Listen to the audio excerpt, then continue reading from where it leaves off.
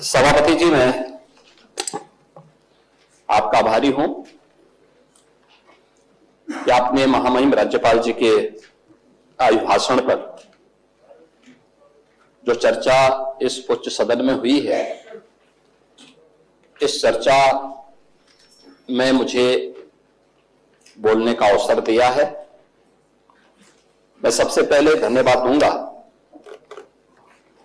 सत्ता पक्ष और विपक्ष से जुड़े हुए और निर्दलीय समूह से जुड़े हुए सभी माननीय सदस्यों को, जिन्होंने सदन की गरिमा के अनुरूप इस पूरी चर्चा में भाग लिया है। स्वाभाविक रूप से दलीय प्रतिबद्धता और अपने मुद्दों को रखते हुए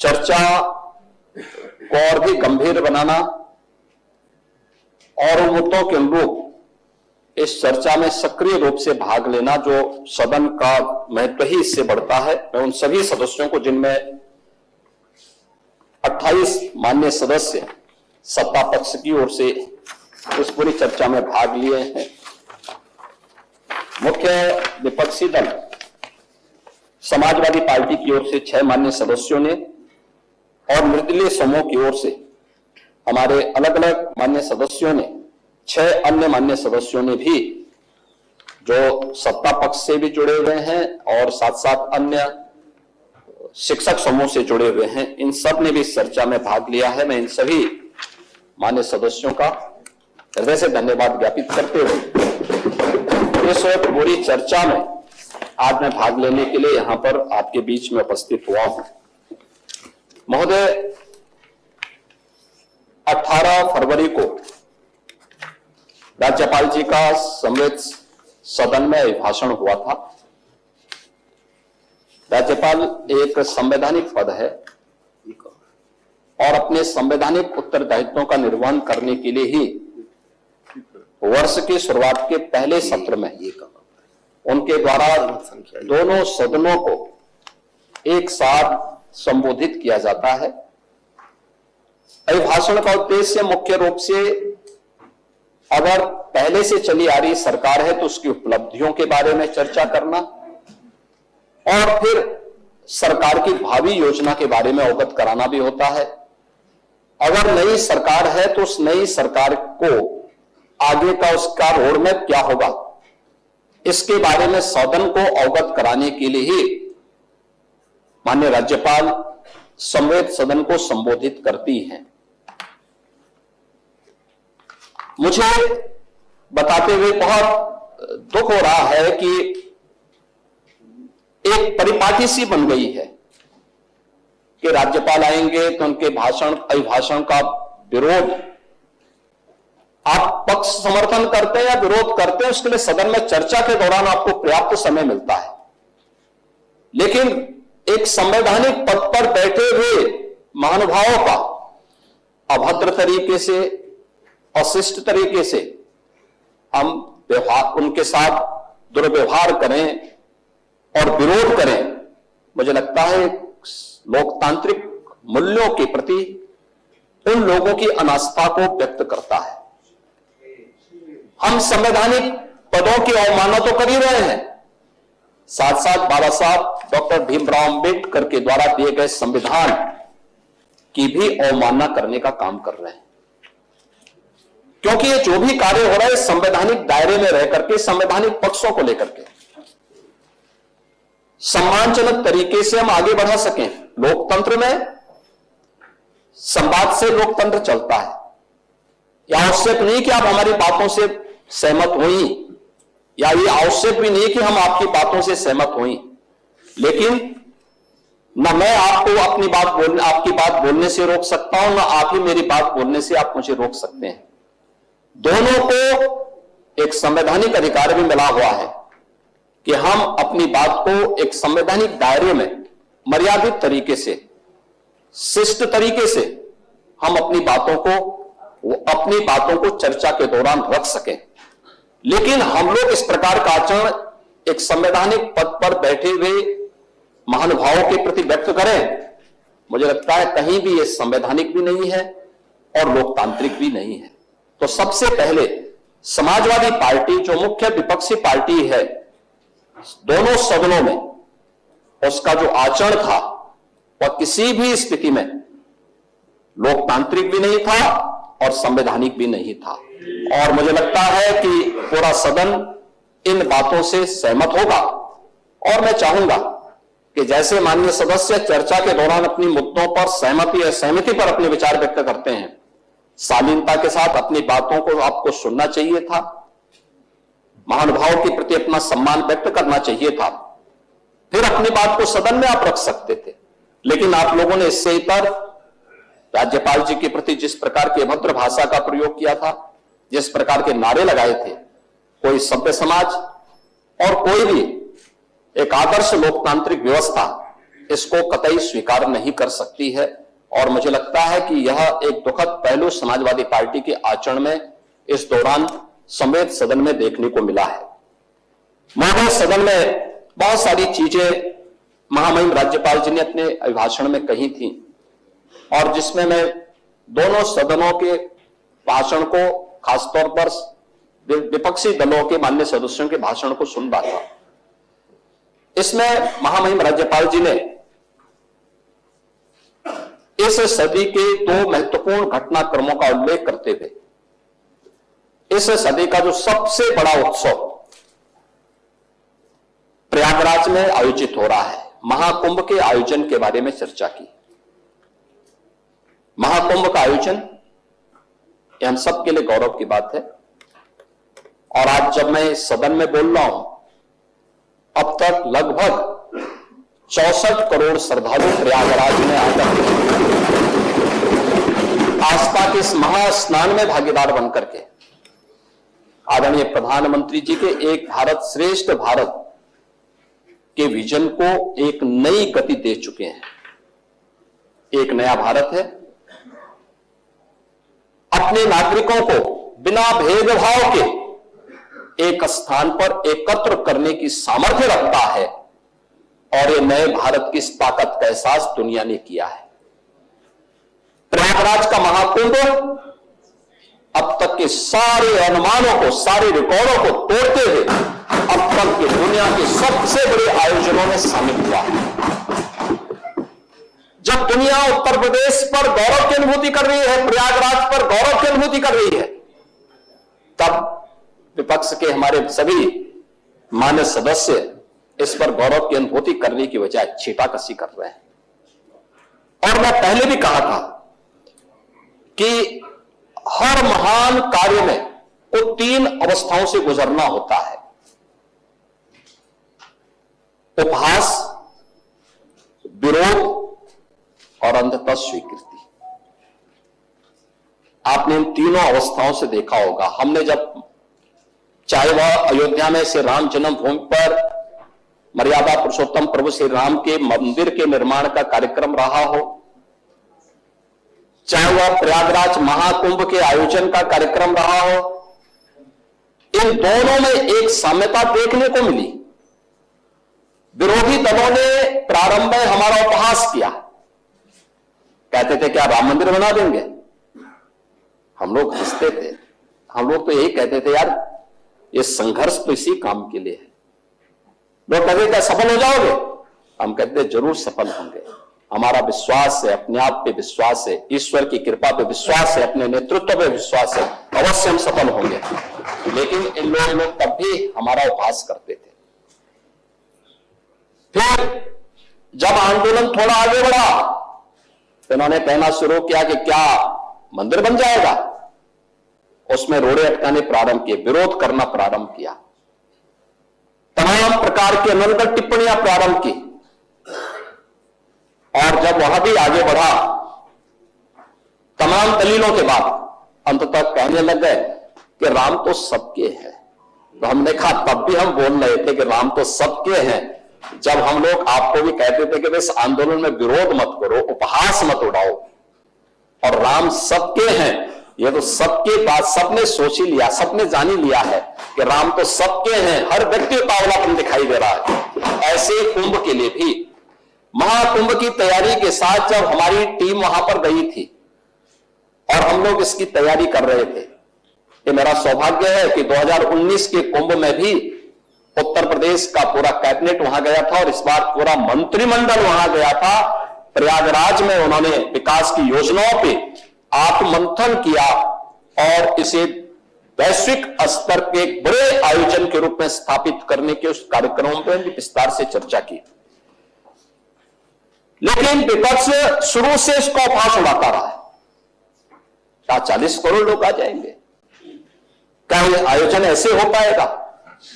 क्या ये आयोजन को आप कर पाएंगे? हम लोग तब भी कहते थे आयोजन होगा, क्या आप चिंता कर रहे हैं? हमारे विपक्षी दलों में एक चीज जरूर देखने को मिलती है कि वे पहले किसी चीज को उपहास उड़ाते हैं, विरोध करते हैं, चर्चा से भागने का प्रयास करते हैं और अंततः उसको स्वीकृति भी देने के लिए तत्पर होते हैं। समाजवादी पार्टी के राष्ट्रीय अध्यक्ष भी स्नान करके आ गए, यह उनकी स्वीकृति का ही प्रमाण है। कल विधानसभा में नेता विरोधी दल वे तो अंततः कह ही पड़े कि भाई मैं समाजवादी, बाद में पहले सनातनी हूं, तो यह भी उनकी स्वीकृति को ही प्रमाणित करता है। तो मैंने कहा ये तीनों स्थितियों के बारे में वहां पर हम सबको देखने को मिला और इसीलिए मुझे बहुत अच्छी चीज याद आई।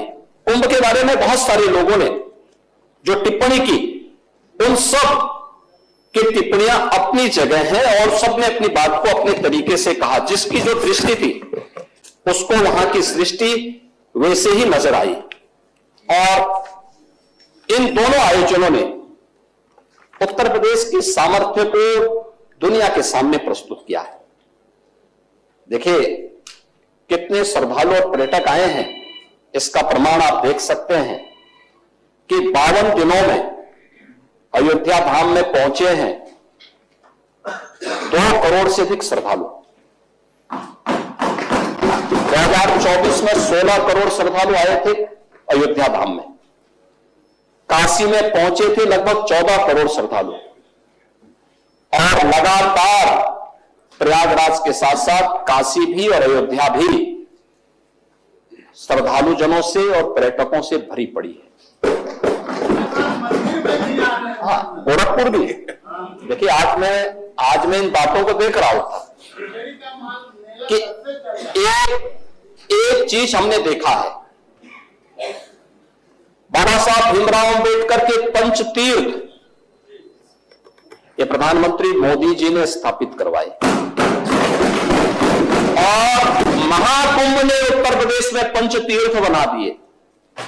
पहले से तीर्थ थे लेकिन उसको देश और दुनिया के साथ जोड़ने का काम किया। प्रयागराज तो है ही, प्रयागराज के साथ साथ काशी भी, अयोध्या भी, गोरखपुर भी और मथुरा वृंदावन में भी उसी प्रकार का जमावड़ा है। यह है नया उत्तर प्रदेश और उसके तहत जो आयोजन आज के दिन पर वहां पर देखने को मिले हैं उसमें हम लोग इस बात का अनुमान लगा सकते हैं कि अयोध्या में आज देखिए पूरी दुनिया के अंदर जो अलग अलग समय में श्रद्धालुओं की उपस्थिति होती है, अलग अलग उसमें वेटिकन सिटी में पूरे साल में 2 करोड़ उनके पर्यटक वहां पहुंचते हैं। यहां 52 दिनों में ही अयोध्या धाम में पहुंच चुके हैं। प्रयागराज में तो एक दिन में 2-2 करोड़ आ रहे हैं। प्रयागराज 2 करोड़ एक दिन में इतने श्रद्धालुओं को अपने आकर्षित करता है। अयोध्या 52 दिन में ऐसे इतने श्रद्धालुओं को आमंत्रित किया और काशी में भी कमोवेश यही स्थिति वहां पर देखने को मिली है।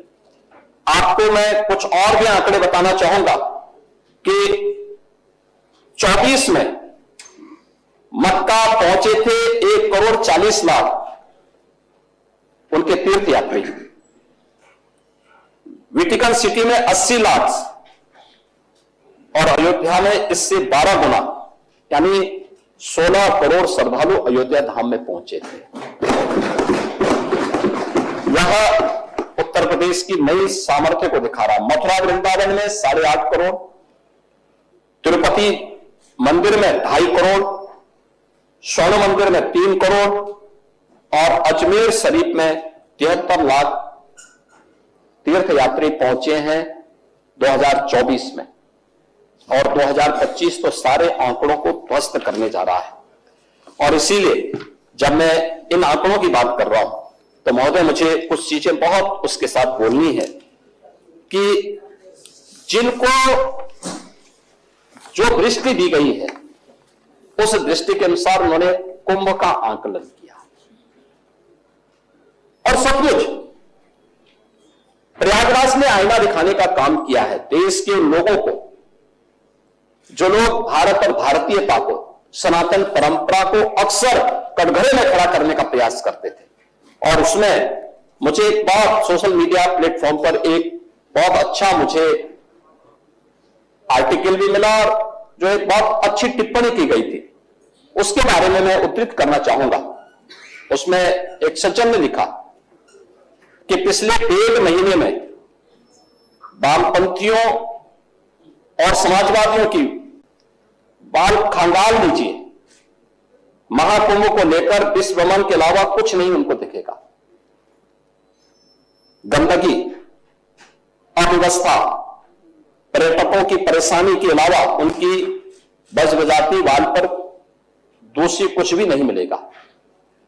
लेकिन इन सब से इतर धरातल पर इनकी बजबजाती विचारधारा का कोई असर नहीं। हज के दौरान अव्यवस्था से होने वाली सैकड़ों मौतों पर चुप्पी साध जाने वाले भारत के वामपंथी, सेकुलर, इस्लामिक स्कॉलर महाकुंभ की भव्यता पर उल्टी करते ही नजर आएंगे। हर बार इनकी कोशिश महाकुंभ को बदनाम करने और फेल करने की रही, लेकिन ऐसे तमाम लोगों की मंशा को दरकिनार करते हुए करोड़ों लोगों ने आस्था की डुबकी लगाकर इनके जले पर नमक छिड़कने का ही काम किया है। महाकुंभ के दौरान दुखद हादसा हुआ, इसके बाद भी आस्था और विश्वास तमाम परेशानियों पर भारी पड़ी। तीर्थयात्री समस्त परेशानी और मुश्किलों का पहाड़ चढ़कर भी प्रयागराज महाकुंभ पहुंचे और वहां से स्नान कर खुशी खुशी वापस लौटे। रिश्तों के जटिल समीकरण को परिभाषा गढ़ता महाकुंभ अब समारोह की ओर है, लेकिन यहां से निकला संदेश हर सनातन के मन में अमिट छाप छोड़ गया है, जो वर्षों तक लोगों की बदकही और कहानियों में जीवंत रहेगा। एक तरफ अपनी मां और बुजुर्गों को महाकुंभ में अनाथ छोड़ देने वाले बेटे रहे, तो दूसरी तरफ अपनी सास को पीठ पर उठाकर कुंभ स्नान करने वाली बहू भी रही।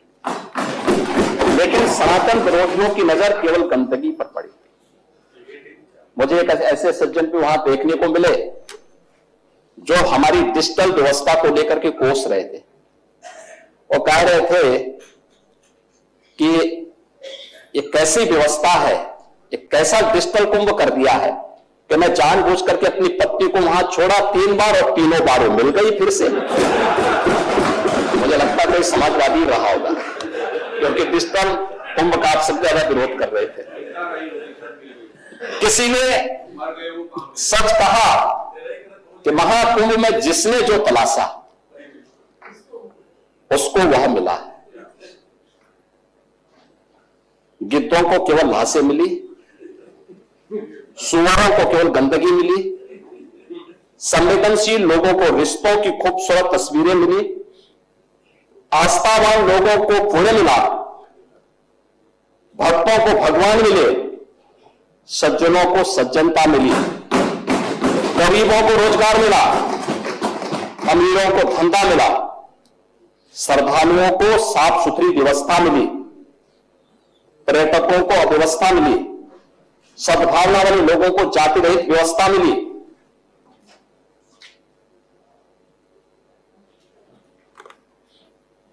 मृत्यु का इंतजार करने वालों को मृत्यु भी मिली और भारत की मृत्युंजय की कामना करने वालों के लिए मृत्युंजय महाकुंभ के भी दर्शन उन्हें वहां पर हुए हैं। मतलब सबने अपने अपने स्वभाव और चरित्र के अनुसार चीजों को देखा।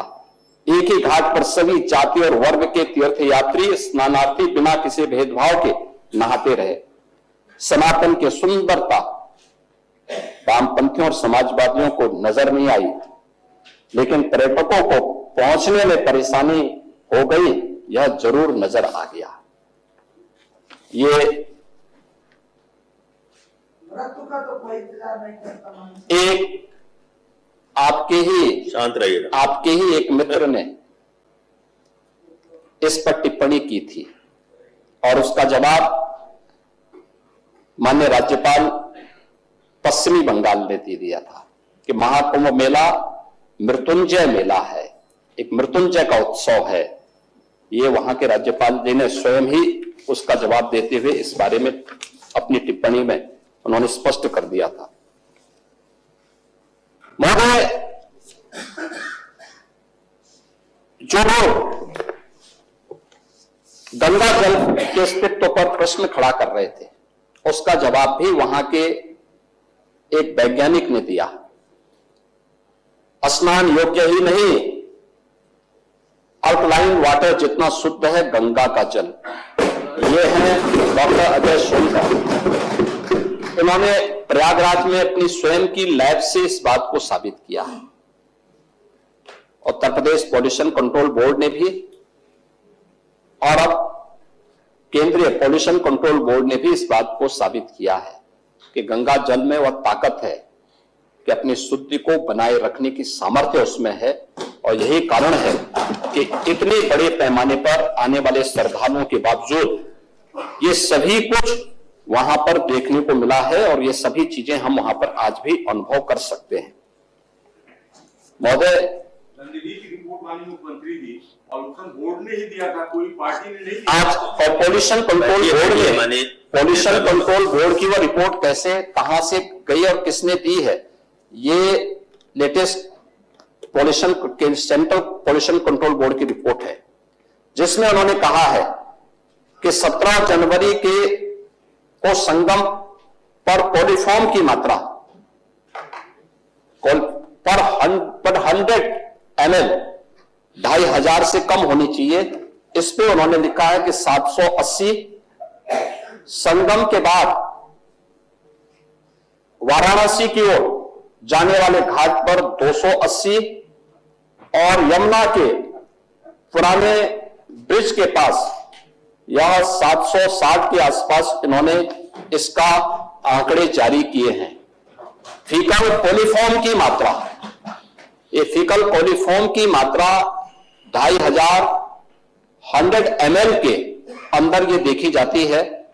3 प्रकार की चीजें जल की शुद्धता के मानक बनते हैं, एक बीओडी, दूसरा डीओ और तीसरा फीकल कोलिफॉर्म। ये तीनों में संगम स्थल जहां पे श्रद्धालु स्नान कर रहा है, करोड़ों श्रद्धालु संगम में स्नान कर रहा है, ये तीनों उस दायरे में है जो पॉल्यूशन कंट्रोल बोर्ड के मानक हैं और उन मानकों को पूरा करता है। आप लोग कुछ भी बोल सकते हैं, कुछ भी कर सकते हैं, कुछ भी अपने तरीके से उसको प्रस्तुत कर सकते हैं, क्योंकि आप लोगों ने तो प्रयागराज महाकुंभ को बदनाम करने के लिए कोई भी ऐसा दुष्प्रचार नहीं छोड़ा जो न किया हो। किस तरीके के वक्तव्य दे रहे थे, आपने देखा होगा प्रयागराज के बारे में। आप लोग ये भी दुष्प्रचार कर रहे थे कि इतने लोग मर गए। आपका सोशल मीडिया हैंडल गोरखपुर और बस्ती मंडल का दे रहा था कि गोरखपुर बस्ती मंडल के 35 लोग मर गए। वे 35 के 35 लोग अपने घर पहुंच गए। प्रयागराज के कोटि गुरु है, वो बेचारे ये लोग दुष्प्रचार करते रहे तो मर गए और पता लगा कि जिस दिन ब्रह्म भोज रखा था उसी दिन कोटि गुरु रिक्शे में बैठते अपने घर पहुंच गए। पहुंचे तो लोगों ने कहा कहां थे वे? उन्होंने कहा कहां था, मैं तो कुंभ में घूम रहा था। 12 दिन तक घूमते रहे। कहा कुंभ में? उसने कहा भी क्या कुंभ तो हम लोग आयोजक हैं, हम लोग उस आयोजन के हिस्सेदार हैं। जगह जगह भंडारे लगे हुए हैं, रोज भंडारा खाता था, किसी आश्रम में जाके सो जाता था और फिर सुबह स्नान करके फिर दिन भर घूमता था। मॉडर्न वाले भी सर आगे क्या जिंदा? अरे बैठिए वो अभी आगे बैठिए। हमने स्पष्ट कहा है, प्रयागराज का मेडिकल कॉलेज वो पूरे प्रयागराज जनपद का है। प्रयागराज में कुंभ क्षेत्र एक अस्थायी जनपद बनाया गया है और प्रयागराज जनपद अलग है। पूरी कमिश्नरी का प्रमुख मेडिकल कॉलेज है। कोई भी एक्सीडेंट होगा, कोई भी बीमार होगा, कोई भी व्यक्ति किसी अन्य नेचुरल डेथ के कारण जाएगा तो वो सारी डेड बॉडी आपकी मेडिकल कॉलेज में पहुंचेगी। और इसीलिए हमने कहा ना, जिसकी जैसी दृष्टि थी उसको वैसी सृष्टि नजर आई। और ठीक कहा, सोशल मीडिया हैंडल पे जो सज्जन इस पे टिप्पणी कर रहे थे कि गिद्धों को केवल लाशी नजर आ रही थी, उनको स्वच्छता नजर नहीं आ रही थी, उपचार हो रहे हैं ये नजर नहीं आ रहा था, वे केवल इसमें नजर लगाए थे कैसे बदनाम कर सके। कोई पार्लियामेंट में कह रहा है हजारों लोगों की मौत हो गई। डिजिटल कुंभ का परिणाम है 28,000 लोगों को उनके परिवारजनों से मिलाने का काम किया। और आप लोग परेशान इस बात को लेकर के थे कि घर की पत्नी को वहां गुम करने के लिए लोग गए, लेकिन पता लगा कि उसको फिर से डिजिटल कुंभ ने ढूंढ करके उनके परिवार वालों से मिला दिया। एक बार में 3-3 बार मिला दिया। तो इनकी परेशानी थी इस बात को लेकर के। तो ये महोदय, ये सभी चीजें वहां पर हम लोगों को इस रूप में देखने को मिली। लेकिन समाजवादी पार्टी का जो आचरण इस देश से था वह, या कांग्रेस का जो आचरण था, वह किसी भी दिशा में भारत को बदनाम करने, और मैं तो बार बार कहता हूं कि आपकी लड़ाई बीजेपी से हो सकती है, लेकिन आप बीजेपी से लड़ते लड़ते कभी भारत से ही लड़ने लगते हैं। मत लड़िए भारत से, ये देश आपका भी है, जितना अधिकार हमारा है उतना ही आपका भी है। भारत के महापुरुषों के प्रति इस प्रकार की अनर्गल टिप्पणी मत करिए।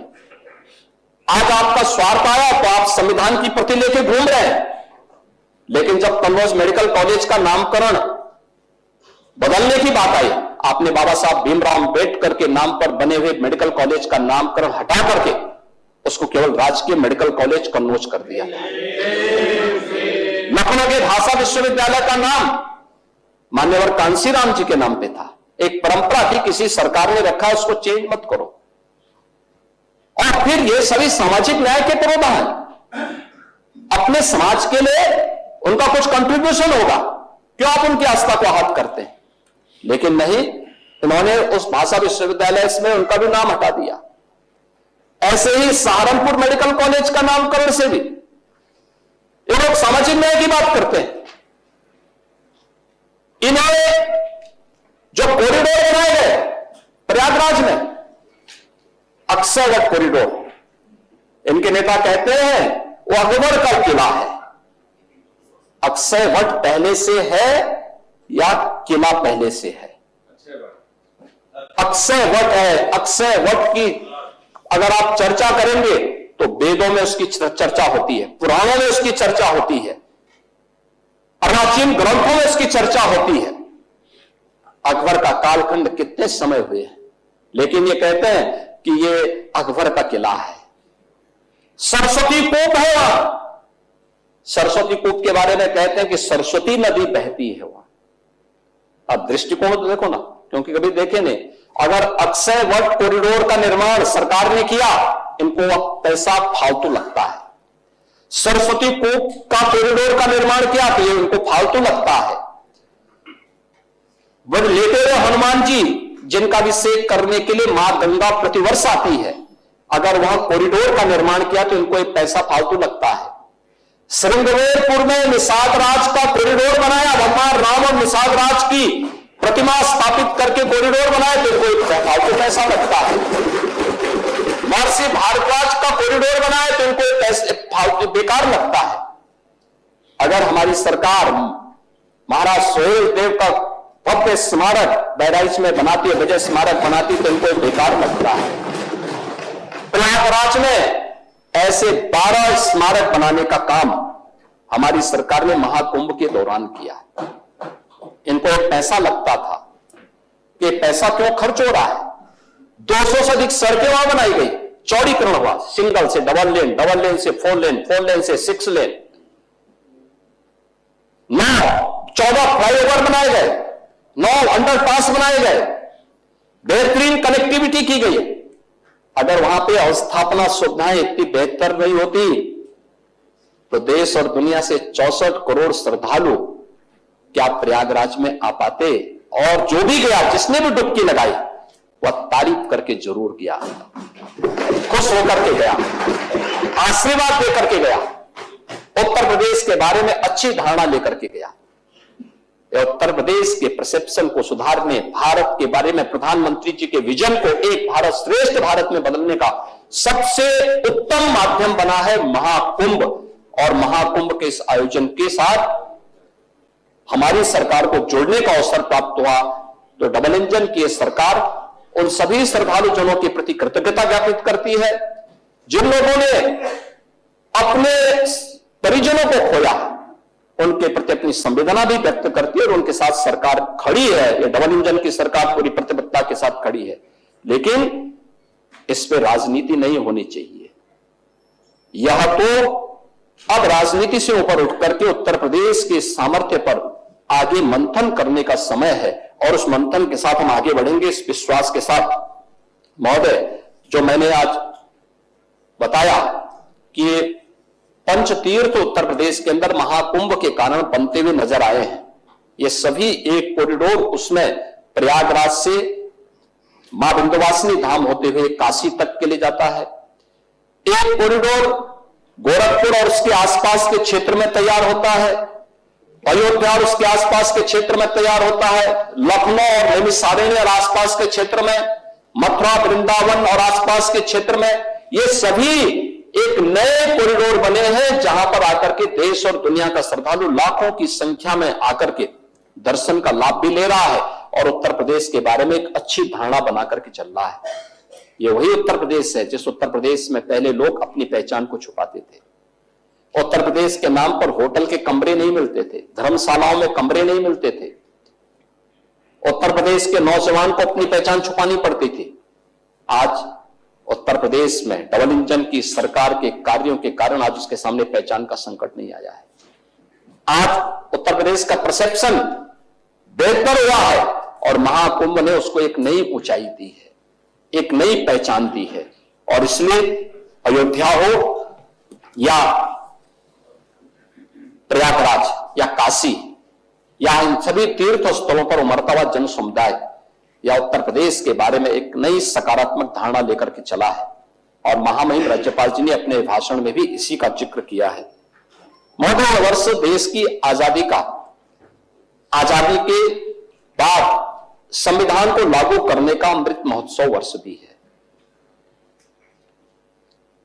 26 जनवरी 1950 को देश का संविधान लागू हुआ था और संविधान लागू होने के 75 वर्ष पूर्ण होने के उपलक्ष्य में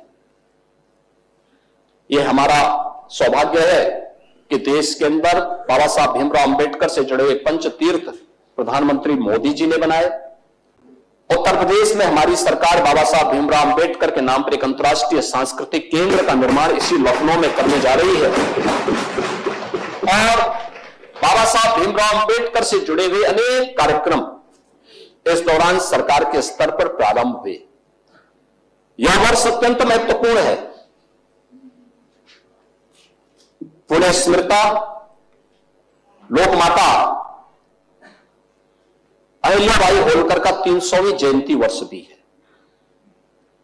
सरकार बजट में उनके लिए घोषणा की है। भगवान बिरसा मुंडा की 150वीं जयंती का भी यह वर्ष है। पूर्व प्रधानमंत्री स्वर्गीय अटल बिहारी वाजपेयी जी की इस शताब्दी महोत्सव वर्ष चल रहा है। यह हमारी सरकार का सौभाग्य है कि हम लोगों ने सामाजिक न्याय से जुड़े हुए इन सभी पुरोधाओं को सम्मान देने का काम किया है। चाहे वह काशी में संत रविदास जी की पावन जन्मभूमि को, चीर गोवर्धन को भव्य स्वरूप देने का कार्य हो, महर्षि वाल्मीकि के पावन साधना स्थली लालापुर को भव्य स्वरूप देने का कार्य हो, या फिर संत तुलसीदास जी की पावन जन्मस्थली राजापुर को एक भव्य स्वरूप देने का कार्य, ये सभी हमारी सरकार ने इस पर पूरी प्रतिबद्धता के साथ काम किया है। और ऐसे ही हम लोग इन कार्यक्रमों को आगे बढ़ाने के साथ ही यह वर्ष इस बात के लिए भी गौरवान्वित है कि काकोरी ट्रेन एक्शन का शताब्दी महोत्सव का वर्ष भी यही वर्ष चल रहा है। 9 अगस्त 2024 से यह कार्यक्रम आगे बढ़ा है। 1924 में 9 अगस्त को ही काकोरी ट्रेन एक्शन की घटना घटित हुई थी, जिसमें पंडित राम प्रसाद बिस्मिल के नेतृत्व में ठाकुर रोशन सिंह, अस्फाउल्लाह खां, चंद्रशेखर आजाद, इन सभी क्रांतिकारियों ने अंग्रेजों के मनमानेपन को चुनौती दी थी और उस समय उन्होंने भारत की आजादी के लिए जो शंखनाद किया था उसके लिए कृतज्ञता ज्ञापित करने का यह अवसर है और उन सभी क्रांतिकारियों के प्रति सम्मान का भाव व्यक्त करने का कार्य हमारी सरकार कर रही है। महोदय, यह वर्ष इसलिए भी महत्वपूर्ण है कि उत्तर प्रदेश की स्थापना का भी यह अमृत महोत्सव वर्ष है। 24 जनवरी 1950 को उत्तर प्रदेश के नामकरण का नोटिफिकेशन जारी हुआ था और 24 जनवरी 2018 को पहली बार उत्तर प्रदेश का स्थापना दिवस का आयोजन हुआ था। यह हमारी सरकार को सौभाग्य है कि हम लोगों ने इस आयोजन को पूरी भव्यता के साथ तत्कालीन राज्यपाल माननीय श्री राम नाईक जी की नेतृत्व में, उनके मार्गदर्शन में हम लोगों ने आयोजित किया। लेकिन यह आयोजन केवल एक आयोजन न हो, बल्कि आयोजन उत्तर प्रदेश को पहचान देने वाले साबित हो। उस दृष्टि से जो कार्यक्रम प्रारंभ किए उसमें पहला वर्ष 2018 में हम लोगों ने मनाया, यानी 50 से लेकर के 1950 से लेकर के 2017 तक कभी भी आयोजन नहीं हो पाई, पहली बार हुआ और उसमें पहली बार हमने 1 डिस्ट्रिक्ट 1 प्रोडक्ट की योजना लागू की। 1 डिस्ट्रिक्ट 1 प्रोडक्ट आज देश की सबसे लोकप्रिय योजनाओं में से है और आदरणीय प्रधानमंत्री जी से आत्मनिर्भर भारत की आधारशिला करार दे चुके हैं। इसने उत्तर प्रदेश में करोड़ों लोगों को रोजगार की सुविधा भी दी है और उत्तर प्रदेश के एक्सपोर्ट को बढ़ाकर के उत्तर प्रदेश की अर्थव्यवस्था को भी मजबूती प्रदान की है। दूसरे वर्ष 2019 में हम लोगों ने उत्तर प्रदेश में विश्वकर्मा श्रम सम्मान की योजना घोषित की। विश्वकर्मा श्रम सम्मान उत्तर प्रदेश के हस्तशिल्पियों को, कारीगरों को सम्मान देने का कार्यक्रम। जो लोग गांवों में रहते थे, गांव की पंचायती राज की व्यवस्था को आत्मनिर्भर बनाने में अपना योगदान देते थे, गांव की अर्थव्यवस्था को मजबूती प्रदान करने में योगदान देते थे, वे उपेक्षित पड़े हुए थे। आप लोगों ने बांटने का काम तो बहुत किया, लेकिन कभी उनको आत्मनिर्भरता के मार्ग पर ले जाने का प्रयास हो, इसके लिए कभी भी कोई सार्थक पहल नहीं की। परिणाम क्या था? वो उपेक्षित थे, पलायन करने के लिए मजबूर थे। और मुझे इस बारे में हमारी सरकार को सौभाग्य प्राप्त हुआ है। हमने 16 कैटेगरी में उन लोगों की व्यवस्थित ट्रेनिंग, बैंक से सस्ता लोन उपलब्ध करवाने और उन्हें आगे बढ़ाने के कार्यक्रम के साथ हमारी सरकार ने विश्वकर्मा श्रम सम्मान को आगे बढ़ाया। आज देश के अंदर पीएम विश्वकर्मा के रूप में यह योजना पूरे देश के अंदर चल रही है। हम इसमें ट्रेनिंग के साथ साथ फ्री में टूल किट भी उन्हें उपलब्ध करवाने का काम करते हैं और मुझे प्रसन्नता है कि लाखों हस्तशिल्पी इससे लाभान्वित हुए हैं। 2020 का वर्ष हमने महिला सशक्तिकरण के लिए समर्पित किया था।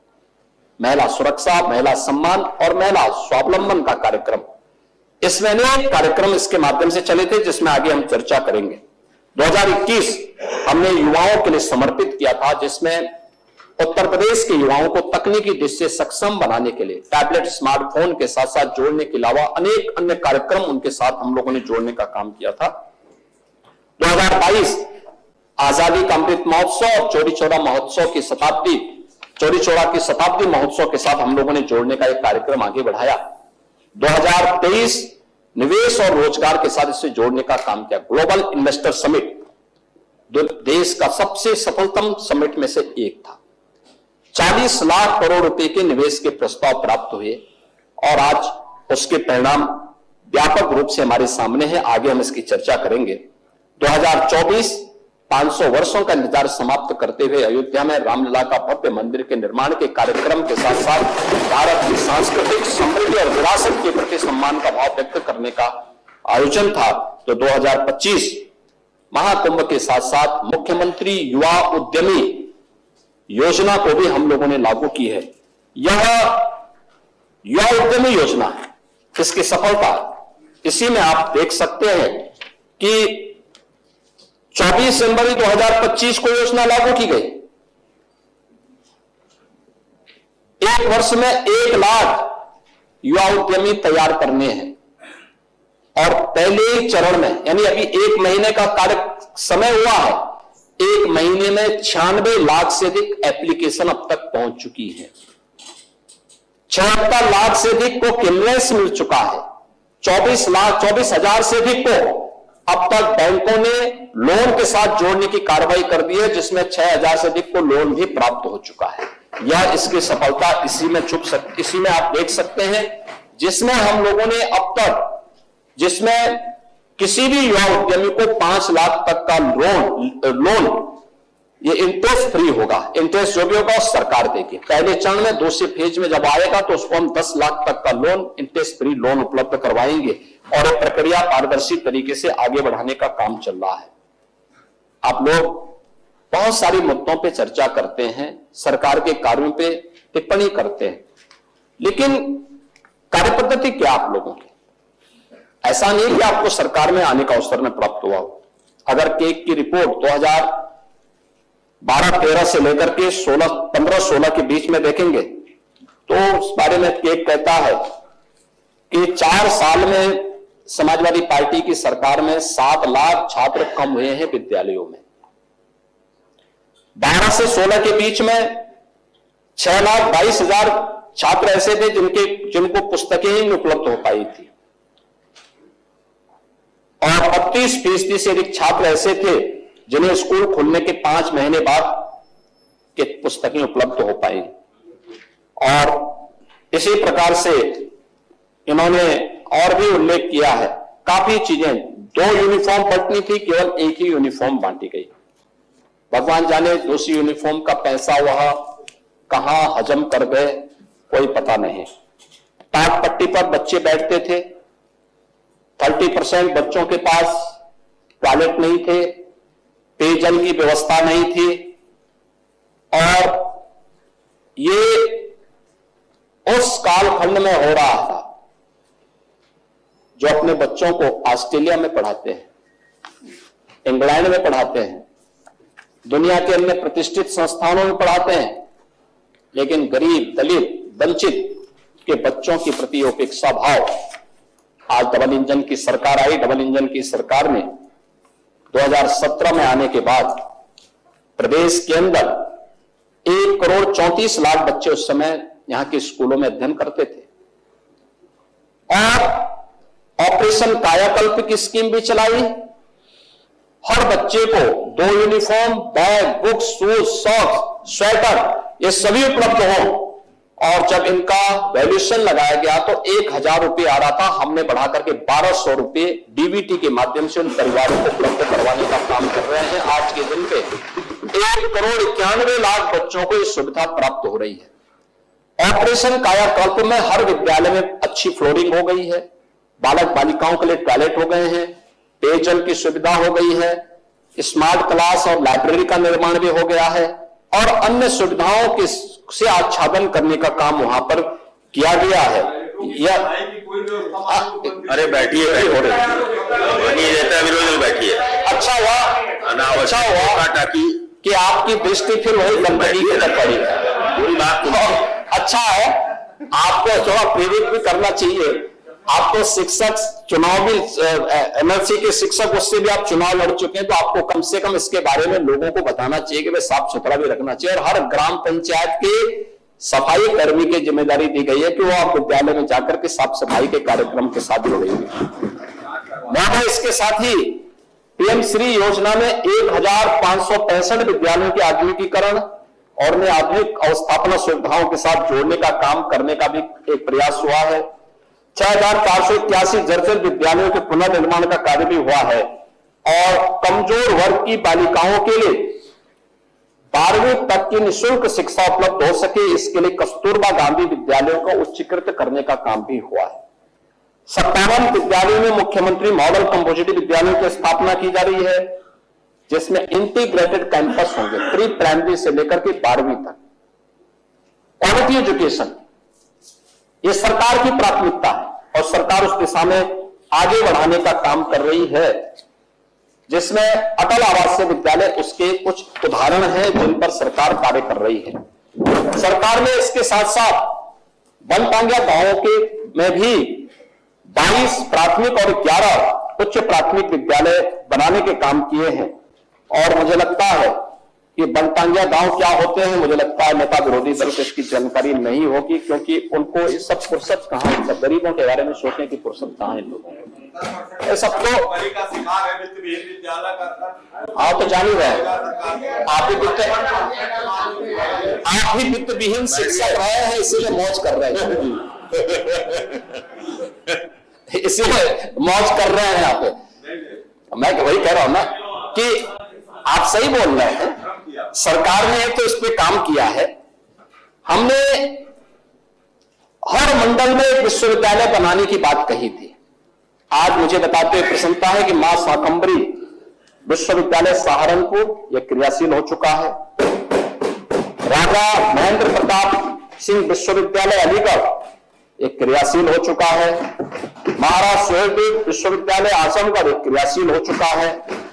इसके अलावा प्रदेश में 3 नए विश्वविद्यालय, जिसमें मां विंध्यवासिनी विश्वविद्यालय मुरादाबाद मिर्जापुर, गुरु जम्बेश्वर विश्वविद्यालय मुरादाबाद, मां पाटेश्वरी विश्वविद्यालय देवीपाटन, इन तीनों को निर्माण की कार्यक्रम को आगे बढ़ाया और इस सत्र में हम उसको भी संचालन करने की कार्रवाई को आगे बढ़ा रहे हैं। जगतगुरु रामभद्राचार्य विश्वविद्यालय को राज्य विश्वविद्यालय के रूप में मान्यता दे करके राज्य सरकार उसका संचालन कर रही है। और कुशीनगर में महात्मा बुद्ध के नाम पर कृषि और प्रौद्योगिकी विश्वविद्यालय की स्थापना के कार्यक्रम को भी सरकार ने आगे बढ़ाने का काम किया है। यानी ये सभी कार्यक्रम के साथ साथ सरकार की निजी क्षेत्र में भी विश्वविद्यालय बनाने के लिए अपनी पॉलिसी हमारी है और उसके अंतर्गत अब तक बड़े पैमाने पर निजी विश्वविद्यालय भी बने हैं, जिससे शिक्षा के क्षेत्र में एक स्वस्थ प्रतिस्पर्धा को हम आगे बढ़ा सकें। प्रदेश के अंदर हम लोगों ने प्रतियोगी छात्रों के लिए मुख्यमंत्री अभ्युदय कोचिंग की व्यवस्था भी तय की है और वहां फिजिकली और वर्चुअली दोनों प्रकार की सुविधा वहां पर छात्रों को प्राप्त होती है और ये कार्यक्रम हम लोग आगे बढ़ाने का काम कर रहे हैं। महोदय, ये डबल इंजन की सरकार अंत्योदय से सर्वोदय की यानी जीरो पॉवर्टी के लक्ष्य को प्राप्त करने की दिशा में तेजी के साथ आगे बढ़ी है। आपने देखा होगा कि चाहे वह प्रधानमंत्री आवास रहे हो, चाहे वह राशन कार्ड की सुविधा रही हो, चाहे वह स्वच्छ भारत मिशन के अंतर्गत शौचालय बनाने के कार्यक्रम रहे हो, चाहे वह उज्ज्वला योजना के कनेक्शन देने के कार्यक्रम रहे हो, चाहे वह बिजली के कनेक्शन देने के रहे हो। समाजवादी पार्टी की सरकार ने 2014 के बाद प्रधानमंत्री मोदी जी ने जो भी देश के लिए स्कीम घोषित की थी उनको यूपी में लागू नहीं होने दिया। यहां तक कि इन स्कीम में रोड़ा अटकाने का काम किया। प्रधानमंत्री स्वच्छ भारत मिशन 2 अक्टूबर 2014 को लागू होता है। उत्तर प्रदेश में टॉयलेट का निर्माण होना था, कोई भी पारदर्शी व्यवस्था नहीं थी और मुझे बताते हुए प्रसन्नता है कि हमारी सरकार आई 2,61,00,000 से अधिक घरों परिवारों को एक शौचालय बनाने का काम एक समय सीमा के अंदर इस सरकार ने किया। ये केवल टॉयलेट नहीं बनाना था, ये नारी गरिमा की रक्षा भी होनी थी इसके माध्यम से और इसके माध्यम से स्वच्छ भारत अभियान को आगे बढ़ाते हुए स्वच्छता के कार्यक्रम को आगे बढ़ाना था।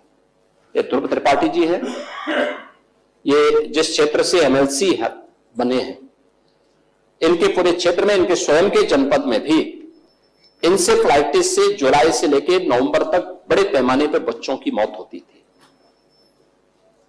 यहां तत्कालीन सरकारों की संवेदनहीनता का इससे बड़ा प्रमाण नहीं हो सकता कि इनका स्वास्थ्य मंत्री भी और मुख्यमंत्री भी कभी भी उन पीड़ित परिवारों से मिलने के लिए नहीं गए, जबकि मरने वाले जो बच्चे होते थे और समय काल कल्पित होने वाले जो बच्चे होते थे, इनमें 90% बच्चे अल्पसंख्यक समुदाय या अनुसूचित जाति या अति पिछड़ी जाति से होते थे।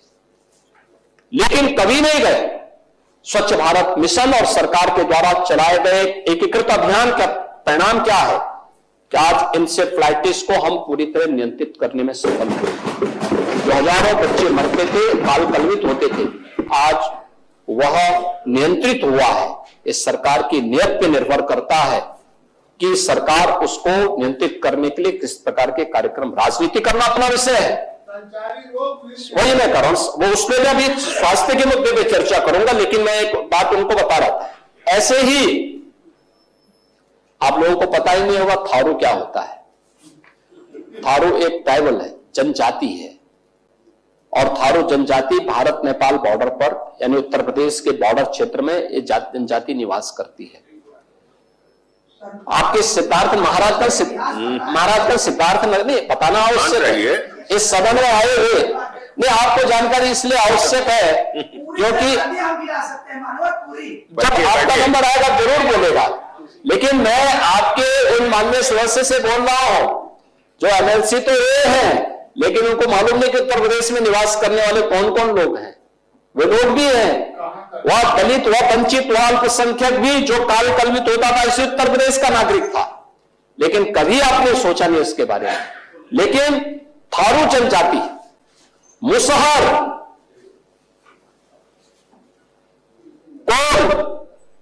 कुशीनगर, महाराजगंज, गोरखपुर से लेकर के सोनभद्र तक लाखों की आबादी है, लाखों की आबादी है, और सबसे बदहाल स्थिति में जमीन का पट्टा नहीं था, राशन कार्ड नहीं था, मकान नहीं थे, कोई सुविधा नहीं थी। गौड़ जनजाति हो, चेरो हो, या जितनी भी अन्य जनजातियां हैं, इन सभी को पहले चरण में सिचुएशन दम टांगिया है। इन सबको सिचुएशन के लक्ष्य को प्राप्त करते हुए हमारी ये डबल इंजन की सरकार ने हर सुविधा से आच्छादित करने का काम किया है, और अब सरकार ने लक्ष्य रखा है अगले 3 वर्ष के अंदर, यानी पिछले 7.25 वर्ष के अंदर जो कदम उठाए गए उसका परिणाम है कि उत्तर प्रदेश में 6 करोड़ और देश के अंदर 25 करोड़ लोग गरीबी रेखा से ऊपर उठ करके सामान्य जीवन यापन करते हैं। और अगले 3 वर्ष के अंदर हमने तय किया है, जिसमें हमारा सर्वे का काम पहले चरण का संपन्न हो चुका है, जिसमें 13.5 लाख ऐसे परिवार चिन्हित किए गए हैं जिन परिवारों को हम लोग सिचुएशन के लक्ष्य तक पहुंचा करके उसकी मिनिमम वार्षिक आय 1.5 लाख, 1.25 लाख से 1.5 लाख पहुंचाने के कार्यक्रम को आगे बढ़ाने जा रहे हैं, जीरो पॉवर्टी के लक्ष्य को प्राप्त करने की तरफ। यह एक नया अभियान सरकार आगे बढ़ा रही है, और इसको लेकर के हम लोगों ने अपने बजट भाषण में भी इसके लिए जो व्यवस्था की है उसके बारे में हम वहां चर्चा करेंगे। लेकिन ये कार्यक्रम पहले क्यों नहीं हो पाए? क्या आपका पीडीएफ ढोंग नहीं है? आप किसकी बात कर रहे हैं इसके नाम पे? मैंने इंसेफ्लाइटिस की चर्चा आपके सामने की। इंसेफ्लाइटिस से तो जो काल कलवित होने वाले बच्चे थे, आपके लिए जातिवादी हो, जाति उसके दायरे में मान सकते हैं आप। आपकी एक प्रकार का जो आपका रिजर्वेशन रहा है अनुसूचित जाति के लोगों के प्रति, वंचितों के प्रति, मैं उस बात को मान सकता हूं, लेकिन अल्पसंख्यक को तो आप अपना वोट बैंक मानते थे। वे भी बच्चे काल कलवित होते थे, आपने उसको वोट बैंक के दायरे में सोच के देखा। हमने उसको प्रदेश के बच्चे मान करके, प्रदेश की संपदा मान करके, ये मानकर अपनी जिम्मेदारी के साथ जोड़ करके देखा। हमने उसकी जाति नहीं देखी, उसका मत और मजहब नहीं देखा। हमने माना ये उत्तर प्रदेश के बच्चे हैं, उत्तर प्रदेश का भविष्य है, इसको हर हाल में बचाना है। आज परिणाम है वो जीवित हो गया है, आज वो जीवित है। जीवित नहीं मर गया जो है सर, आदमी का जितने मदरसे हैं, मदरसों में जितने बच्चे मानीलाल बिहारी ये बैठी है, मानीलाल बिहारी ये बैठी है। भगवान करे बैठिए, भगवान करे भगवान करे भगवान करे आपकी एक दुर्भावना उन लोगों तक न पहुंचे। पहुंच गई है सर, ये पहुंच गई। ये समाजवादी पार्टी की भावना है उनके प्रति, तो परंपरागत मुल्ला और मौलवी बनाने की बजाय हम वैज्ञानिक बनाना चाहते हैं। एपीजे अब्दुल कलाम बने तो वैज्ञानिक बने। स्कूलों में फ्री एजुकेशन की व्यवस्था की जा रही है, आधुनिकीकरण किया जा रहा है। ये डबल इंजन की सरकार पैसा उपलब्ध करवा रही है, लेकिन कठमुल्लापन की संस्कृति नहीं चलेगी। यह सरकार का पहले दिन का संकल्प है। हम हर बच्चे के साथ वह ईश्वर की सर्वश्रेष्ठ कृति है, कोई भेदभाव नहीं। उत्तम शिक्षा मिले, अच्छी शिक्षा मिले, आधुनिक शिक्षा मिले, बिना भेदभाव के मिले। सरकार इस दिशा में कदम बढ़ा रही है, हर प्रकार की सुविधा से आच्छादित करेंगे। लेकिन हमें केवल मुल्ला और मौलवी, जिसको केवल मजहबी शिक्षा लेनी है, वे वहां तक जाएं। लेकिन अच्छा साहित्यकार, अच्छा वैज्ञानिक, अच्छा गणितज्ञ, अच्छा चिकित्सक, अच्छा इंजीनियर बनने के लिए आधुनिक शिक्षा भी लेनी पड़ेगी। और यह हर व्यक्ति ले सके, हर व्यक्ति ले सके, इसके लिए सरकार आगे बढ़ा रही है। और मैं उन मासूम बच्चों की बात कर रहा था, जो मासूम बच्चे संचारी रोग की चपेट में आकर के कालकल्पित होते थे। दुर्भाग्य है आज भी आपके मन में उनकी प्रति दुर्भावना भरी हुई। प्रदेश की कानून व्यवस्था के बारे में लोग बड़ी चर्चा करते हैं। उत्तर प्रदेश में 17 के पहले की क्या स्थिति थी? हर दूसरे तीसरे दिन दंगा होता था, कोई बेटी सुरक्षित नहीं थी, प्लान होता था, कस्बे के कस्बे प्लान कर जाते थे। लेकिन 2017 के बाद जो व्यवस्था आई है, और मैं अगर एनसीआरबी के ही आंकड़ों को यहां पर दूं, एनसीआरबी के आंकड़े बताते हैं 2016 की तुलना में अपराधों में प्रतिवर्ष उल्लेखनीय कमी आई है। डकैती में 84.41%, लूट में 77.43%, हत्या में 41.01%, बलवा में 66.40%, फिरौती के लिए अपहरण की घटना में 54.72%, दहेज हत्या में 17.08% और बलात्कार में 26.15% की कमी आई है। अब एफआईआर ऑनलाइन भी हो रहे हैं, एफआईआर ऑनलाइन हो रहे हैं, आपके समय में नहीं होते थे। 8 वर्षों में आज जो प्रदेश के अंदर हमने रिफॉर्म किए हैं, देखिए 1973-74 से चल रहा था पुलिस कमिश्नरेट सिस्टम लागू होने के लिए, कोई हिम्मत नहीं करता था। हमने 7 जनपदों में पुलिस कमिश्नरेट सिस्टम लागू किया है। प्रदेश की राजधानी लखनऊ में किया है, कानपुर में किया है, वाराणसी, आगरा, गाजियाबाद, गौतम बुद्ध नगर, प्रयागराज, ये सभी पुलिस कमिश्नरेट सिस्टम लागू हो चुका है। देवबंद, बहराइच, अलीगढ़, कानपुर सहित अन्य जनपदों में एटीएस की फील्ड यूनिट का गठन हुआ है। 3 पीएससी की बटालियन गठित हुई है, महिला बटालियन गठित हुई है। लखनऊ वीरांगना उदा देवी के नाम पे, गोरखपुर वीरांगना झलकारी बाई के नाम पर, और बटाऊ ये भी वीरांगना के नाम पर, ये भी एक नई पीएससी बटालियन का गठन करने का काम इस डबल इंजन की सरकार ने किया है। बलरामपुर, जालौन, मिर्जापुर, शामली, बिजनौर और उसमें संबल भी जुड़ने जा रहा है। इसमें पीएससी की नई बटालियन का गठन हम लोग करने जा रहे हैं। उत्तर प्रदेश की 6 वाहिनियां स्पेशल सिक्योरिटी फोर्स की गठित हुई है। नार्कोटिक्स टास्क फोर्स का भी हम लोगों ने प्रदेश के अंदर गठन किया है। साइबर क्राइम मुख्यालय लखनऊ में एडवांस साइबर फॉरेंसिक लैब, 18 जो कमिश्नरी है जिन्हें पुलिस के दृष्टि रेंज कहते हैं, इनमें बेसिक साइबर फॉरेंसिक लैब और 57 जनपदों में साइबर क्राइम थानों की स्थापना के कार्य को आगे बढ़ाते हुए हर थाने में साइबर हेल्प डेस्क भी उपलब्ध करवाया गया है। उत्तर प्रदेश में फॉरेंसिक साइंस इंस्टीट्यूट का गठन किया जा चुका है, उसके सत्र भी गत वर्ष से प्रारंभ हो चुके हैं। और अब तक हम लोगों ने पिछले 7.25 वर्ष में 1,56,000 पुलिस कार्मिकों की भर्ती सफलतापूर्वक की है। और अब वर्तमान में 60,200 पुलिस कार्मिकों की भर्ती की प्रक्रिया अब ये मेडिकल और फिजिकल के चरण में चल रहे। अगले 1 महीने के अंदर ये 60,000 भी भर्ती पूरी हो जाएगी, फिर एक ट्रेनिंग में चले जाएंगे और इसके बाद 30,000 नई भर्ती की प्रक्रिया को हम आगे बढ़ाने जा रहे हैं।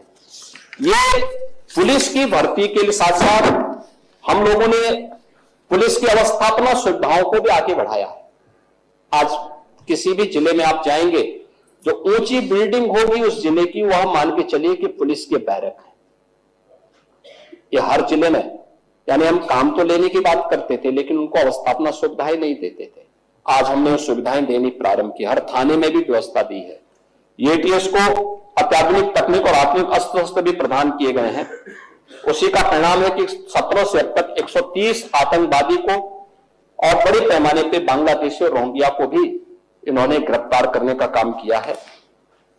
17 में PRB 112 की जो रिस्पांस टाइम 25 मिनट 42 सेकंड थी, आज वो घट करके 7 मिनट 24 सेकंड हुआ है। ऑपरेशन त्रिनेत्र में हम लोगों ने 17 जो हमारी म्युनिसिपल कॉर्पोरेशन है और गौतम बुद्ध नगर जनपद, इन सब को लेकर के यहां पे सीसीटीवी कैमरे गृह विभाग की तरफ से भी, नगर विकास विभाग की तरफ से भी और जनता के सहयोग से भी स्थापित किए। 11 लाख से अधिक कैमरे लगे हैं। 11 लाख से अधिक कैमरे का मतलब एक साथ integrated command and control centre बन चुका है। वहां सुरक्षा का भी, ट्रैफिक का भी, स्वच्छता के भी, सभी कार्यों की मॉनिटरिंग एक जगह से आप कर सकते हैं और इस कार्य को सफलतापूर्वक आगे बढ़ाने का काम किया। ये सब 18 के 18 सेफ सिटी के रूप में भी आगे बढ़ चुके हैं। ऑपरेशन कन्वेक्शन में जुलाई 23 से लेकर के दिसंबर 24 तक 51 अभियुक्तों को मृत्युदंड, 6,287 को आजीवन कारावास, 1,091 अभियुक्तों को 20 वर्ष से अधिक की कारावास, 3,886 अभियुक्तों को 10 से 19 वर्ष तक की कारावास और 5,788 अभियुक्तों को 5 से 9 वर्ष की सजा और 51,748 को अभियुक्तों को 5 वर्ष से कम तक की सजा से इन्हें दंडित कराने का काम भी यह इस दौरान किया गया है। और इसके अलावा अन्य तमाम कार्यक्रमों के साथ जोड़ते हुए जो दुर्दांत माफिया थे, उनके गैंग के सदस्यों के खिलाफ भी कार्रवाई करते 31 माफिया 7400 अपराधियों को आजीवन कारावास, अर्थदंड और 2 को मृत्युदंड की सजा भी करवाई गई है। यह सरकार के द्वारा किए गए प्रयासों का परिणाम है। महिला सुरक्षा के लिए भी सरकार ने इस दौरान बहुत अच्छे कदम बढ़ाए हैं। यानी 1947 से लेकर 2017 तक जितने पुलिस में महिला कार्मिक थी, आज उससे 4 गुना अधिक महिला कार्मिक उत्तर प्रदेश पुलिस में अकेले मौजूद है। महिला वर्क फोर्स 2018 में 14.2% था, आज बढ़कर के 35.1% हुआ है। और उत्तर प्रदेश देश का एक ऐसा राज्य है जो 1 करोड़ 4 लाख निराश्रित महिला, वृद्धावस्था पेंशन पाने वाले और दिव्यांगजन पेंशन पाने वाले लोगों को 12,000 रुपए सालाना पेंशन की सुविधा उपलब्ध करवा रही है। मुख्यमंत्री सामूहिक विवाह योजना में 3,22,000 जोड़ों का विवाह का कार्यक्रम संपन्न हुआ है। और इसके अलावा अन्य तमाम योजनाओं में लाखों जो बहनें हैं उनको नमो ड्रोन दीदी के अंतर्गत महिला स्वयंसेवी सहायता समूह को नैनो यूरिया, नैनो DAP और कृषि रसायन छिड़काव के लिए भी ड्रोन का प्रशिक्षण और उन्हें ड्रोन उपलब्ध कराने के कार्यक्रम के साथ जोड़ने का काम भी किया है। और जिसमें से प्रत्येक अपनी इनकम को कई गुना बढ़ाने में सफल हुए हैं। स्वास्थ्य चिकित्सा सुविधा में 1 डिस्ट्रिक्ट 1 मेडिकल कॉलेज की दिशा में सरकार आगे बढ़ी है, जिसकी चर्चा मैंने पहले भी की थी। प्रदेश में जेई और एई के बारे में तो मैंने बताया था। डेंगू में जो मृत्यु दर थी इसमें 94.5% की कमी आई है। मलेरिया में 56% की कमी आई है। और प्रदेश में इस दिशा में जो कार्यक्रम आगे बढ़ाए हैं, जो आयुष्मान भारत कार्ड बनाने में जो कदम बढ़ाए हैं, मैंने पहले कहा कि देश के अंदर सर्वाधिक गोल्डन कार्ड जारी करने वाला राज्य उत्तर प्रदेश है। राजकीय क्षेत्र में जो संचालित जो हमारे गवर्नमेंट मेडिकल कॉलेजेस है, 17 में मात्र 1,990 MBBS की सीट्स थी, आगे बढ़कर के 5250 हुई है। निजी मेडिकल कॉलेजेस में सीट 2550 थी, आगे बढ़कर के 6550 हुई है। राजकीय क्षेत्र में पीजी की जो सीट्स थी 17 में 741 थी, आगे बढ़कर के 1871 हुई है। निजी क्षेत्र में 17 में कुल 480 सीट्स थी, आगे बढ़कर के 2100 हुई है। ये मेडिकल क्षेत्र में किए जाने वाले परिवर्तन का परिणाम है। और सुपर स्पेशलिटी जो सीट्स थी यानी एमसीएच और डीएम की सीट्स, ये बढ़कर के 2017 में 120 थी, आज ये बढ़कर के 250 हो चुकी हैं। और एससीपीजीआई में जो मैंने आपको बताया कि 8 नए विभाग सक्रिय हुए हैं, यानी उन्हें क्रियाशील किया गया है। आईआईटी कानपुर में भी 500 बेडेड एक हम लोग स्टेट गवर्नमेंट भी उसमें सहभागी है। सुपर स्पेशलिटी चिकित्सालय के साथ ही school of medical research and technology की स्थापना के कार्यक्रम में उत्तर प्रदेश सहभागी बना हुआ है। उत्तर प्रदेश में जो अन्य तमाम संभावनाएं कृषि और कृषि से जुड़े हुए तमाम सेक्टर में भी व्यापक परिवर्तन हुए हैं। और यह शुरुआत हमने 2017 में ही कर दी थी। जैसे सरकार बनी थी, पहली कैबिनेट में हमने अन्नदाता किसानों के ऋण को माफ करने के कार्यक्रम को आगे बढ़ाया था। 86 लाख किसानों का 36,000 करोड़ रुपए से अधिक की कर्ज माफी के कार्यक्रम को आगे बढ़ाया था। आज हर किसान की आमदनी को 1.5 गुना से 2 गुना तक पहुंचाने में हमें सफलता प्राप्त हुई है। एमएसपी का लाभ लागत का 1.5 गुना प्राप्त हो, यह पहली बार उत्तर प्रदेश के किसानों को प्राप्त हुआ है। प्रोक्योरमेंट सेंटर, दाल हो, गेहूं हो, मकई हो, दलहन हो, तिलहन हो, मूंगफली हो, इसका दाम सीधे किसानों के खाते में प्राप्त हो रहा है। इसके अलावा प्रधानमंत्री फसल बीमा योजना का लाभ प्रदेश में लगातार प्राप्त हो रहा है। अगर मैं 24-25 के अंदर ही इस बारे में देखूं तो अकेले 24-25 में 495 करोड़ 41 लाख रुपए की क्षतिपूर्ति प्रधानमंत्री फसल बीमा योजना के अंतर्गत किसानों को प्राप्त हुआ है। प्रदेश में इस दौरान 16-17 से पहले जो गन्ना उत्पादन वाले किसान थे उनकी क्या दुर्गति थी, ये किसी से छुपा हुआ नहीं है। 2017 के बाद सरकार ने जो कदम बढ़ाए हैं, अब तक हम लोगों ने जो इसके परिणाम आज सामने आए हैं, अगर मैं इसके कुछ आंकड़े आपको उपलब्ध कराऊं तो आप भी पहुंचक रहेंगे कि वास्तव में आप सरकार चला रहे थे या अन्नदाता किसानों के साथ मजाक कर रहे थे। क्योंकि 17 के पहले तो सरकार नाम की कोई चीज थी कि नहीं थी, यह अपने आप में एक प्रश्न बना हुआ है। एमएसपी की गारंटी सरकार दे रही है सर। एमएसपी की गारंटी नहीं, एमएसपी में सरकार ने लागत का 1.5 गुना दाम देने की बात की थी और 1.5 गुना से अधिक दाम मिल रहा है किसानों को। बिचौलिया नहीं बेच रहे हैं। हर किसान को क्रय केंद्र में सरकार के द्वारा क्रय केंद्र खोले गए हैं और क्रय केंद्र में आकर के आप अपनी उपज को दे सकते हैं, कोई रोक टोक नहीं। और पैसा जो जा रहा है ये डीबीटी के माध्यम से किसान के खाते में पैसा जा रहा है। लेकिन 17 के पहले तो ये भी नहीं था, 17 के पहले तो ये भी नहीं था।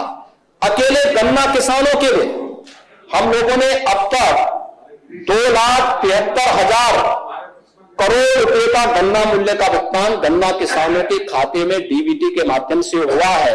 और अगर मैं इसको 1995 से 2017 के बीच 22 वर्षों में हुए कुल गन्ना मूल्य भुगतान की तुलना करो तो यह लगभग 60,000 उससे भी अधिक है। यानी 7.25 वर्ष में उतना गन्ना मूल्य का भुगतान हुआ है जितना 22 वर्ष में आप लोग नहीं कर पाए थे, और उससे भी 60,000 से अधिक है।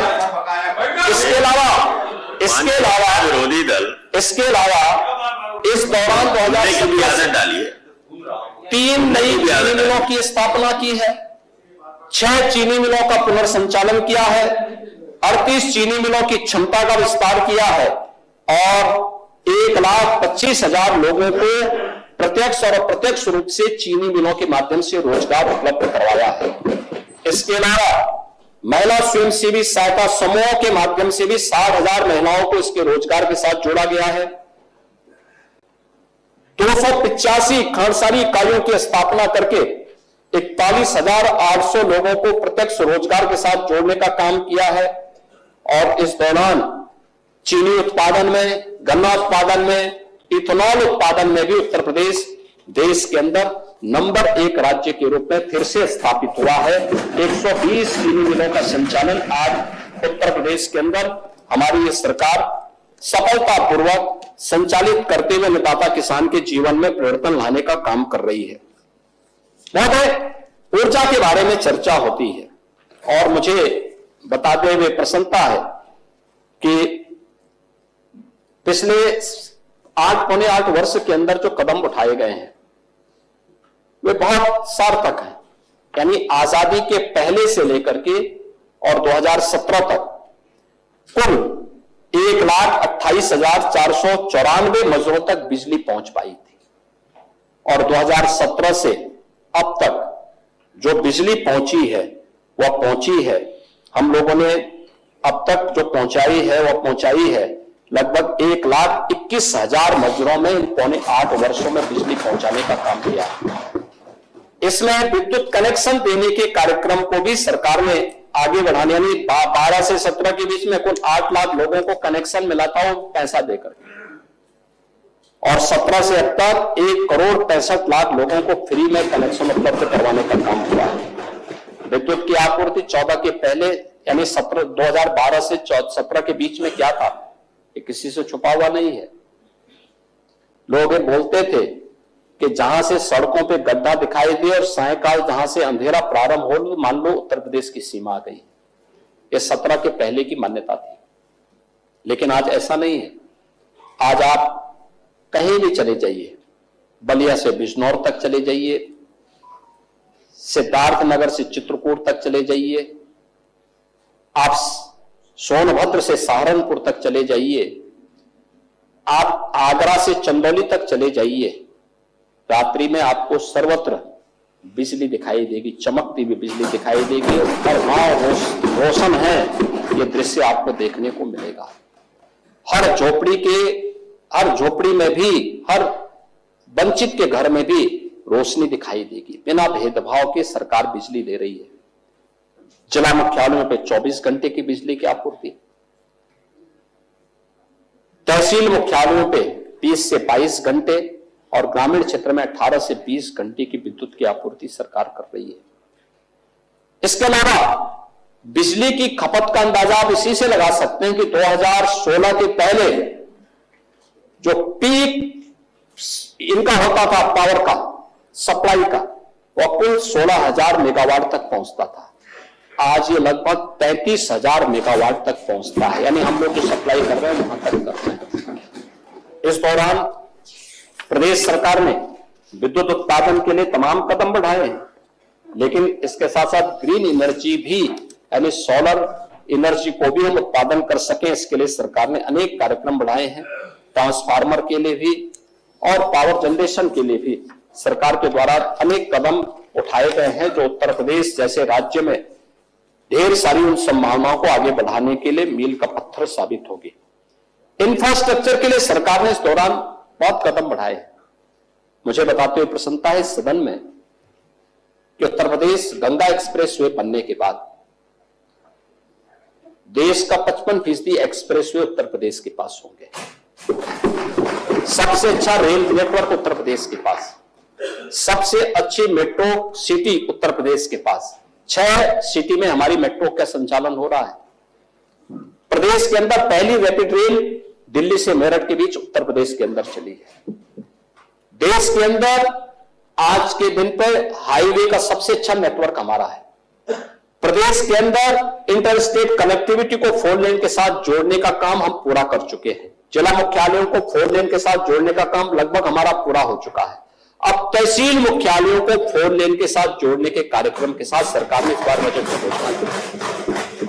सरकार ने इसके साथ साथ ब्लॉक मुख्यालयों को 2 लेन की कनेक्टिविटी के साथ जोड़ने के कार्यक्रम को भी इस बार घोषणा कर दी है। हर गांव को 250 की आबादी के हर मजरे को प्रधानमंत्री सड़क योजना के साथ जोड़ने के कार्यक्रम को भी इस बार जोड़ने के लिए व्यापक पैमाने के कार्यक्रम को आगे बढ़ाया जा रहा है। लेकिन नई कनेक्टिविटी के लिए भी भविष्य के उत्तर प्रदेश को, जो भारत के ग्रोथ इंजन के रूप में, अपनी अग्रणी अर्थव्यवस्था के रूप में अपनी भूमिका का निर्वहन कर सके, इसके लिए कनेक्टिविटी की दृष्टि से प्रयागराज में पूरे मंत्रिमंडल ने मिलकर के तय किया कि प्रयागराज से मिर्जापुर, भदोई, वाराणसी, चंदौली और गाजीपुर पूर्वांचल एक्सप्रेसवे को जोड़ने के लिए गंगा एक्सप्रेसवे को बढ़ाना। गंगा पूर्वांचल एक्सप्रेसवे को गाजीपुर से चंदौली होते हुए, सोनभद्र होते हुए शक्तिनगर तक ले जाना। गंगा एक्सप्रेसवे प्रयागराज से चित्रकूट तक बुंदेलखंड एक्सप्रेसवे के साथ जोड़ना। गंगा एक्सप्रेसवे मेरठ से हरिद्वार तक जोड़ना। ये सभी कार्यक्रमों को हम लोगों ने वहां पे निर्णय लिया है। इस पर सरकार ने घोषणा भी की है, बजट में इसके प्रावधान है, बजट में चर्चा होगी, इस पर विस्तार से चर्चा होगी। और प्रयागराज में नैनी सिग्नेचर ब्रिज के पास एक नए ब्रिज के निर्माण और शास्त्री ब्रिज के पैरेलल एक नए ब्रिज के निर्माण के कार्यक्रम को, जिससे कनेक्टिविटी को स्मूथ बनाया जा सके और आगामी कुंभ और महाकुंभ के आयोजन भव्यता के साथ प्रयागराज पे हो सके, इसके लिए व्यवस्था के लिए भी हम लोगों ने कार्यक्रम को आगे बढ़ाया है। शाहजहांपुर से फर्रुखाबाद को जोड़ने के को भी, गंगा एक्सप्रेसवे से जोड़ने के लिए कार्यक्रम को भी हम लोगों ने इस बजट में उसका प्रावधान किया है। इसके अलावा आगरा लखनऊ एक्सप्रेसवे को पूर्वांचल एक्सप्रेसवे से जोड़ने के लिए इस बजट में उसका भी हम लोगों ने घोषणा की है। अन्य अनेक कार्यक्रम यह तो इंफ्रास्ट्रक्चर, रोड कनेक्टिविटी की दृष्टि से सरकार ने किए हैं। ग्रीनफील्ड एक्सप्रेसवे के रूप में ही ये बढ़ेंगे और उसमें आपका बलिया भी इसके साथ जुड़ रहा है। आपको खुश होना चाहिए, लेकिन आपने लगता है जमीन ले ली होगी, इसलिए इतनी जोर से बोल रहे हैं।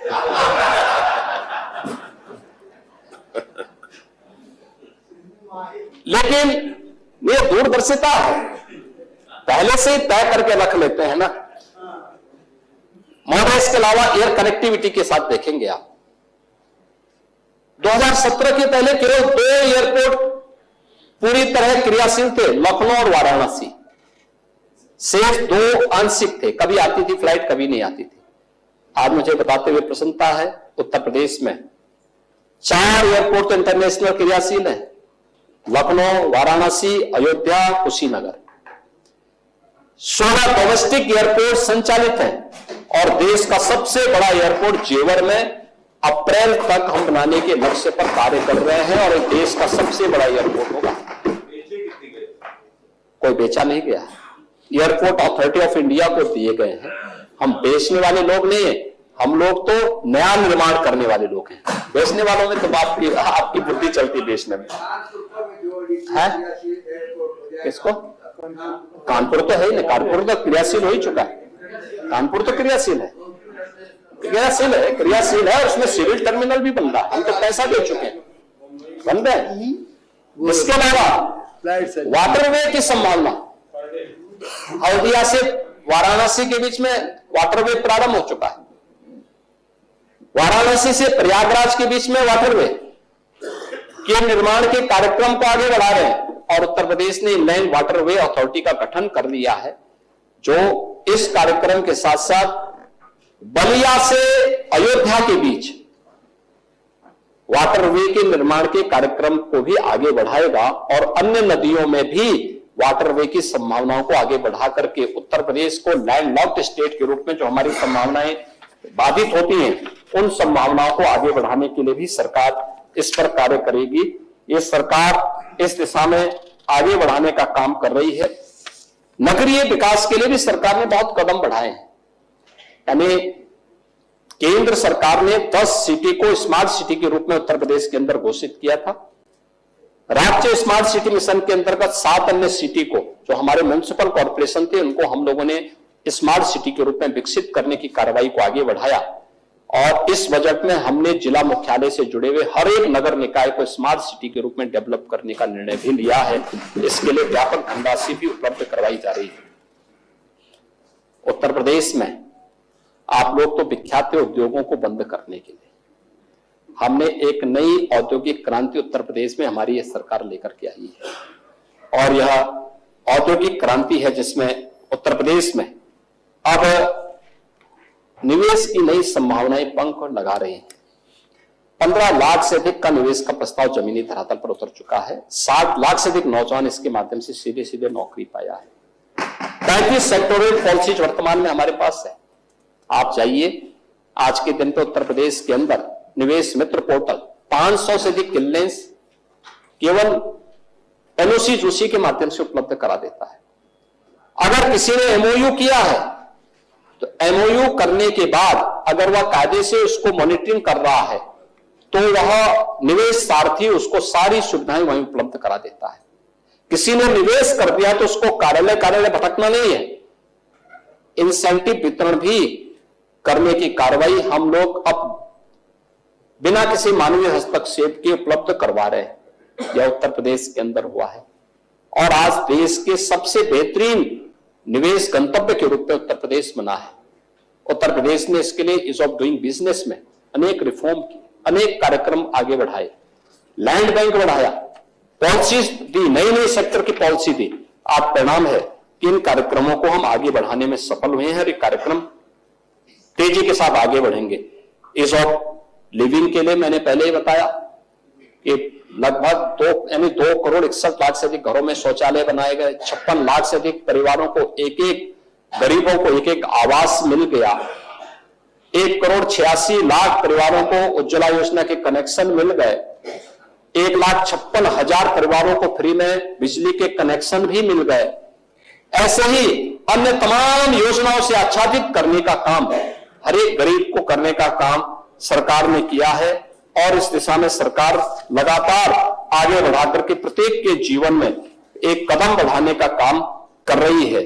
युवाओं के रोजगार के लिए भी हमने एमएसएमई सेक्टर में 2 करोड़ से अधिक नौजवानों को, निवेश के माध्यम से 2 करोड़ से अधिक नौजवानों को और सरकारी नियुक्तियों में 7.5 लाख से अधिक नौजवानों को सरकारी नौकरी उपलब्ध करवाने में सफलता प्राप्त की है। प्रदेश ने इसके अलावा इस बार के बजट में आउटसोर्सिंग और संविदा के कर्मियों को न्यूनतम वेतन देने की गारंटी के साथ जोड़ा। उसके लिए एक हमारा निगम का गठन होने जा रहा है और अब किसी भी कर्मचारी का शोषण नहीं हो पाएगा।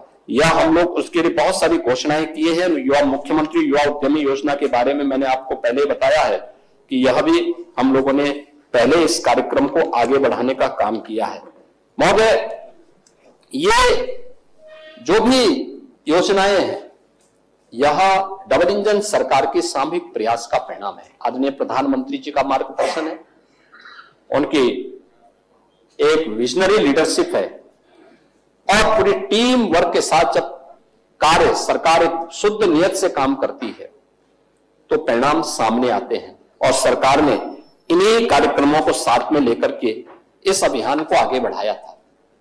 हमारे विपक्ष के मित्रों के पास एक अवसर था कि महामहिम राज्यपाल के भाषण में संवैधानिक पद पर बैठे हुए महानुभावों का सम्मान भी करते और संवैधानिक दायरे में रख करके फिर आपकी असहमति जिन मुद्दों पर थी सदन में उन पर चर्चा करके उसके किसी कंक्लूजन पर पहुंचते। लेकिन आप लोगों ने उन मर्यादाओं का ध्यान भी नहीं रखा।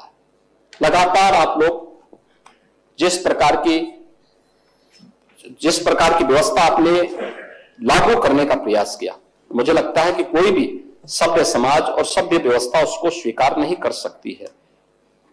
सरकार ने जो प्रयास किए हैं उसका परिणाम उत्तर प्रदेश के सामने है। तमाम सेक्टर में उत्तर प्रदेश आज नंबर 1 पर है। राज्यपाल जी के भाषण में भी इस बात का उल्लेख किया गया है। खासतौर पर पर्यटकों को अपनी ओर अपनी अच्छी व्यवस्था देने के कारण आकर्षित करने में उत्तर प्रदेश आज देश में नंबर 1 पर है। उत्तर प्रदेश के सामने कोई दूर तक देश और दुनिया में कोई नहीं ठहर पा रहा है। प्रधानमंत्री आवास योजना ग्रामीण और शहरी दोनों में उत्तर प्रदेश नंबर 1 पर है। प्रधानमंत्री किसान सम्मान निधि में उत्तर प्रदेश आज के दिन पर नंबर 1 पर है। प्रदेश देश के अंदर उज्ज्वला योजना का सर्वाधिक कनेक्शन उत्तर प्रदेश में वितरित हुए हैं। पीएम स्वनिधि योजना में उत्तर प्रदेश नंबर 1 पर है। पीएम स्वामित्व योजना में उत्तर प्रदेश नंबर 1 पर है। स्वच्छ भारत मिशन के अंतर्गत सर्वाधिक घरों में शौचालय बनाने में उत्तर प्रदेश नंबर 1 पर है। ईज ऑफ डूइंग बिजनेस में उत्तर प्रदेश अचीवर स्टेट के रूप में नंबर 1 पर है और सर्वाधिक जनधन अकाउंट खोलने वालों में उत्तर प्रदेश नंबर 1 पर है। प्रधानमंत्री सुरक्षा बीमा योजना के अंतर्गत 6 करोड़ 52 लाख नामांकन कराने के साथ उत्तर प्रदेश देश में नंबर 1 पर है। प्रधानमंत्री जीवन ज्योति बीमा योजना में 2 करोड़ 28 लाख रजिस्ट्रेशन कराने में देश में नंबर 1 पर है। अटल पेंशन योजना में 1,12,00,000 के रजिस्ट्रेशन में उत्तर प्रदेश नंबर 1 पर है। और उत्तर प्रदेश उन सभी योजनाओं में, खासतौर पर जो कृषि निवेश के क्षेत्र में डीबीटी के माध्यम से धनराशि उपलब्ध करवाने, सरकारी खरीद फरोख्त में GeM portal, government e market का जो पोर्टल है उसमें खरीद फरोख्त करने में उत्तर प्रदेश नंबर 1 पर है। सर्वाधिक चीनी उत्पादन, खाद्यान्न उत्पादन, आम, दुग्ध, आलू, शीरा उत्पादन, इसमें लगातार उत्तर प्रदेश नंबर 1 पर है। एथेनॉल उत्पादन में नंबर 1 पर है। इसके अलावा वृक्षारोपण अभियान में भी उत्तर प्रदेश आज के दिन पर देश के अंदर नंबर 1 पर है। और राष्ट्रीय शिक्षा नीति 2020 की क्रियान्वयन में भी और कौशल विकास नीति को लागू करने में भी उत्तर प्रदेश आज नंबर 1 पर है।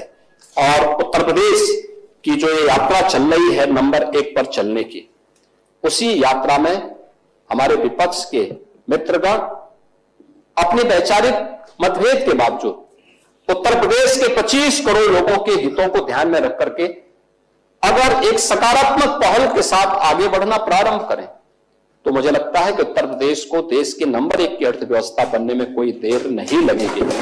यद्यपि आप ये नहीं कर पाएंगे क्योंकि यह सोच भी नहीं, यह आपकी दृष्टि भी नहीं, और इस प्रकार का दृष्टिबोध भी संभवतः ईश्वर ने आप लोगों को नहीं दिया है कि आप उत्तर प्रदेश के बारे में सोच सकें, गरीब के बारे में, वंचित के बारे में, पिछड़ों के बारे में सोच सकें। आपका दृष्टिकोण सीमित है, संकुचित है, और उसी संकुचित और सीमित दायरे के अधीन रह करके आप संवैधानिक पदों की भी अवमानना करते हैं। और राज्यपाल जी के भाषण में भी ये चीजें देखने को मिली हैं। महोदय, मैं एक बार फिर से इस पूरे माननीय उच्च सदन से अपील करूंगा कि हम सब कम से कम राज्यपाल जी समेत सदन को संबोधित करने के लिए आए, एक स्वर से इसका यहाँ पे अनुमोदन करें और महामहिम राज्यपाल जी के प्रति आभार और धन्यवाद ज्ञापित करें। यह मैं आप सबके सहयोग की अपेक्षा भी करता हूं। धन्यवाद। जय हिंद।